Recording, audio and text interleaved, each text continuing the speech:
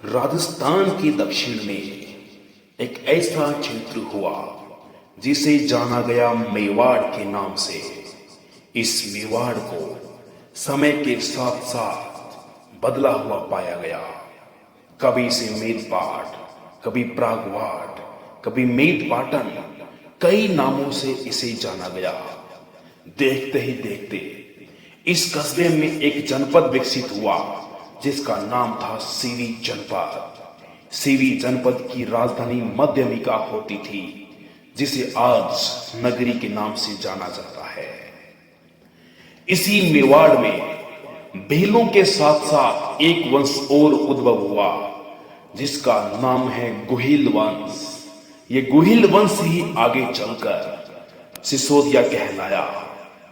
और यहां जो गुहिल वंश के शासक हुए, यहां का जो गुहिल वंश हुआ, इसे कई नामों से जाना गया।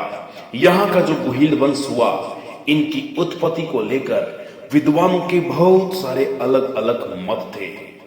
पंडित गौरी शंकर हीराचंद ओझा का मानना है कि यह सूर्यवंशी है। कर्नल जेम्स टोड का मानना है कि ये विदेशियों की संतान है। डॉक्टर भंडारकर का मानना है कि ये ब्राह्मण हैं जिन्होंने आहड़ के लेख को अपना आधार रखा। डॉक्टर गोपीनाथ शर्मा ने भी ब्राह्मण माना।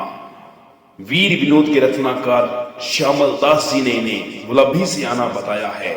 कुंभलगढ़ प्रशस्ति एक लिंग महाशय के अनुसार ये आनंदपुर के ब्राह्मण माने जाते हैं। अबुल फजल ने इन्हें नौशेरवा की संतान कहा है। यानी ये अलग अलग मत के अनुसार अलग अलग इनका उद्भव हुआ है। मोहनोत नेडसी ने इन्हें ब्राह्मण माना है। 24 शाखाओं का भी उल्लेख किया है। और इस मेवाड़ के लेख शब्द का प्रयोग किया जाता है। इस मेवाड़ के लेख शब्द का प्रयोग किया जाता है जो दृढ़ राखे धर्म को ती राखी करता।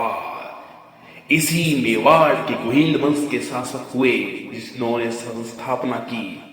इसी गुहिल वंश के संस्थापक हुए जिनका नाम था गुहिलोत गुहादित्य। इन्होंने 565-66 ईस्वी में गुहिल वंश की स्थापना की, जिनके पिता का नाम शिलादित्य और माता का नाम पुष्पावती था। एक लंबा समय बीतने के बाद यहां पर एक शक्ति का उद्भव हुआ जिसका नाम था कालभोज। कालभोज ने हरित ऋषि से आशीर्वाद प्राप्त कर 734 ईस्वी में चित्तौड़ पर आक्रमण कर मान मौर्य को पराजित किया और मेवाड़ में गुहिल सत्ता की स्थापना की। कालभोज के पिताजी का नाम महेंद्रादित्य था, जिन्हें कुछ जगह नागादित्य भी कहा जाता है। कालभोज को बप्पा रावल की उपाधि गुरु हरित ऋषि ने दी थी। मोहनोत नेडसी तथा कर्नल टोड ने कहा कि कालभोज तो मूल नाम है, इनकी उपाधि बप्पा रावल है। वीर विनोद के रचनाकार श्यामल दास ने कहा बप्पा रावल और कालभोज तो दो अलग अलग शक्ति का नाम है। डॉक्टर वेद ने चार्ल्स मार्टन की उपाधि दी है। 734 में मान मौर्य को पराजित कर चित्तौड़ पर अधिकार कर लिया और इन्होंने अपनी पहली राजधानी को चुना। वो थी नागदा, जो कैलाशपुरी या एक लिंग जी के नाम से भी जानी गई। बप्पा रावल ने स्वयं को हिंदुआ सूरज की उपाधि से सम्मानित किया। इन्होंने मेवाड़ में सोने के सिक्के भी चलाए और मेवाड़ के सिक्के पर गाय का चित्र दिखाया, गाय का दूध पीते बछड़े का चित्र दिखाया, शिवलिंग का चित्र दिखाया और दंडवत खुद प्रणाम करते हुए दिखाया गया है। अरबों के दमन के लिए नागभट्ट द्वितीय का साथ दिया और खुरासान अफगानिस्तान तक साथ देते हुए गए।